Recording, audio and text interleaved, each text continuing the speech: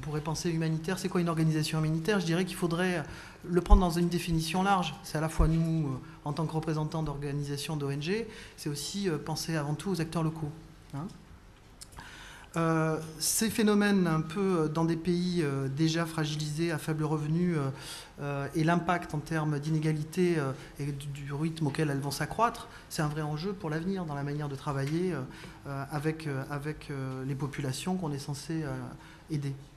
Le milieu urbain, pour Médecins du Monde, clairement, c'est ici et c'est là-bas. C'est ici parce qu'une partie de notre activité, elle est en France. Elle est en Europe. Elle est auprès de populations exclues, de groupes spécifiques, je dirais les migrants, hein, les usagers de drogue, les travailleurs du sexe, les sans-abri, les enfants des rues, on pourrait continuer. Et puis dans des situations et des contextes qui peuvent être très différents, de conflits ou simplement de pauvreté, avec ce que ça peut générer comme violence sociale ou simplement comme déstructuration des communautés. Donc clairement, il y a une approche pour Médecins du Monde qui part quand même de l'expérience qui est la nôtre dans notre propre société, d'une certaine manière, à proximité en Europe et par conséquent à l'étranger. Donc je dirais que ça part du champ de l'activité sociale et médicale.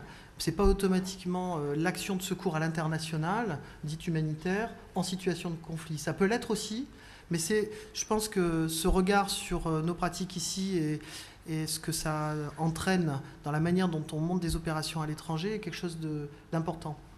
Ensuite, je dirais qu'il n'y a peut-être rien de nouveau, il y a simplement des choses qui se complexifient autour de l'impact du réchauffement climatique. On voit les catastrophes naturelles et leur impact dans des villes comme Haïti, au Pakistan ou ailleurs. Et puis aussi la privatisation des services publics, l'absence d'État dans un certain nombre de régions, voire la corruption et des systèmes beaucoup plus informels qui se mettent en place. Donc c'est un vrai défi dans la relation à des autorités de fait dans des régions où on souhaite intervenir. Les violences sociales, enfin, dans les communautés, les familles, c'est un élément souvent qu'on touche à Haïti, à Goma ou ailleurs. Dépendamment de comment on regarde les besoins d'une population, même en situation de conflit, on va se rendre compte qu'il y a des populations ou des groupes de populations exclus. On peut parler des vieillards, mais on pourrait parler dans une région, par exemple, comme l'Est de la RDC, où il y a des opérations d'urgence massives en cours, de l'exclusion d'un certain nombre de groupes de population parce qu'ils ne sont pas vus comme prioritaires dans le domaine de l'urgence. On va chercher du blessé, souvent, ce qui est nécessaire. Il y a des problèmes d'épidémie, donc il faut casser la mortalité, mais il y a aussi d'autres réalités sociales qui continuent à exister. Un des défis, à mon sens, dans ce domaine-là, c'est ce qui a été dit sur le mode de la valeur ajoutée, du travail qu'on peut apporter. Et je pense que l'expérience de Médecins du Monde renvoie à comment on travaille avec les communautés, les acteurs locaux, quelle approche on développe communautaire dans le domaine de la santé, et le partenariat de manière un peu effective à travers les communautés de patients, je dirais les syndicats de praticiens, pour essayer d'être en support et pas automatiquement en substitution. Donc c'est quelques défis qui se dessinent, mais qui disent déjà un petit peu l'humanitaire de demain. C'est aussi la nécessité peut-être de réviser certains modes opératoires dans la manière de se déployer, et notamment en urgence, parce que l'urgence, ce n'est pas automatiquement des secours qui viennent de l'extérieur. Ça peut être aussi des capacités locales, régionales qui sont renforcées. Merci Pierre. Je me retourne vers Bénédicte. Bénédicte, donc quel regard de géographe vous portez sur justement cette problématique des villes confrontées aux violences en général? Oui, donc par rapport à ce qui a déjà été dit, je compléterai sur le fait que, bien évidemment, on a tous conscience que la ville est un milieu complexe, mais je retiendrai 3 points. C'est déjà un espace politique, c'est-à-dire qu'il y a à la fois les acteurs locaux et les acteurs officiels et les acteurs officieux qu'il ne faut pas oublier parce qu'ils ont un poids, on le voit aujourd'hui sur les révolutions dans le monde arabe. Dans les revendications, la ville, c'est un espace où il peut y avoir beaucoup de réunions politiques informelles dans une cour, sur une place, qui va impliquer en fait une certaine mise en scène. La violence dans la ville, elle peut être mise en scène. C'est toute la théorie sur l'urbicide, le fait que les destructions ne sont pas aléatoires, qu'on détruit certains bâtiments parce qu'ils représentent une identité qu'on n'apprécie pas, qu'on rejette, l'identité de l'autre, de l'indésirable. Il y a toute cette question de la multiculturalité qui n'est pas forcément appréciée, mais qui peut être aussi mise en valeur par les acteurs, qui sont ces acteurs, souvent c'est des néo-citadins. Donc il y a plusieurs parcours en fait, et finalement la ville c'est un espace de vie assez complexe. Dans l'intervention humanitaire, il faut prendre en compte non seulement l'échelle de la ville, mais l'échelle du quartier, c'est-à-dire que derrière ce qu'on peut appeler les quartiers riches, les quartiers populaires ou les bidonvilles, il y a encore des distinctions. Je prendrai l'exemple d'Abidjan pour être peut-être plus clair. À Abidjan, il y a plusieurs types de quartiers dits populaires.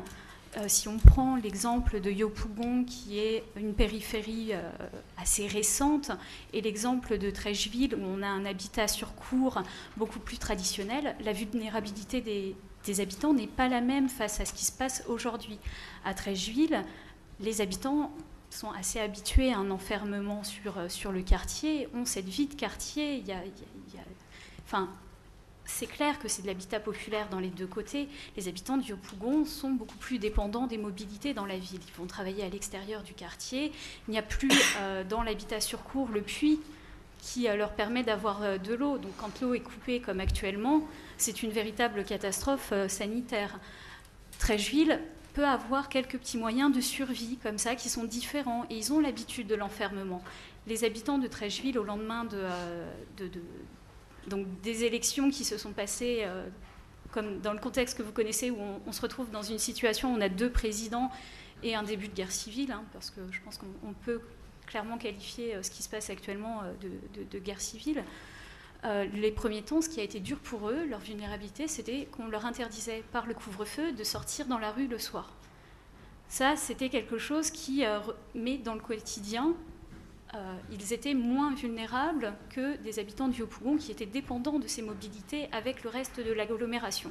Aujourd'hui, c'est beaucoup moins vrai puisque je pense que vous avez vu que ces derniers jours, les policiers sont arrivés à Treichville, il a commencé à avoir des incendies de maisons, etc.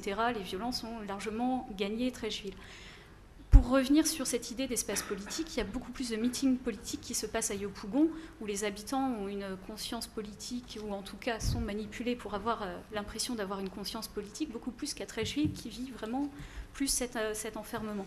Donc, ce petit exemple, c'était pour dire que derrière le mot ville, derrière le milieu urbain, il y a beaucoup de réalités très très différentes qui impliquent des réactions et des interventions humanitaires très dosées finalement, qui sont très difficiles à appréhender. Et je pense qu'un des défis peut être clairement ici.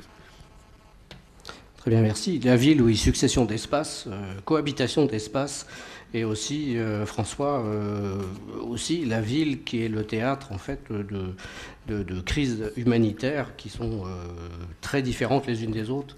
Je pense à des catastrophes naturelles, je pense à un conflit armé, je pense à une guerre des gangs, autant d'exemples complètement différents.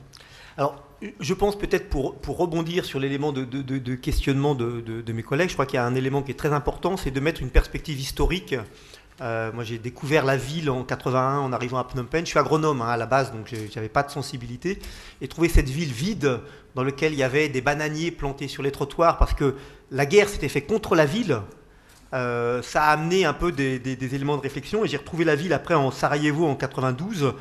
Et là, d'un seul coup, on voyait que tous les acteurs étaient arrivés sur Sarajevo avec leur histoire de camps de réfugiés, ruraux, africains, et des palettes d'activités qui ont eu beaucoup de mal à se mettre dans ce cadre de la ville. Et je crois que c'est important de se rappeler que en fait, la période de la guerre froide a été une période de guerre rurale.